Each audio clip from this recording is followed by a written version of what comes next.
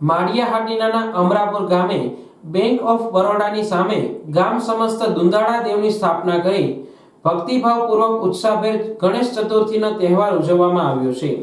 ગઈકાલે સાંજના દુંદાળા દેવને 56 ભોગનો પ્રસાદ ધરાવી અમરેશ્વર મહાદેવના પૂજારી દોલતગીરી બાપુએ મહાઆરતી કરી હતી।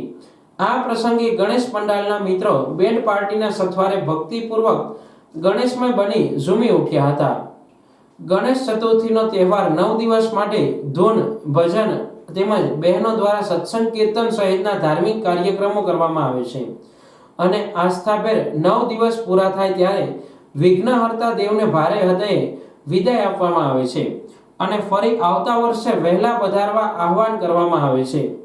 આ પ્રસંગે અમરાપુરના સરપંચ ભૈલુભાઈ સોલંકી સહિત મોટી સંખ્યામાં આગેવાનો ઉપસ્થિત રહી ગણેશ મહોત્સવને યાદગાર બનાવ્યો હતો।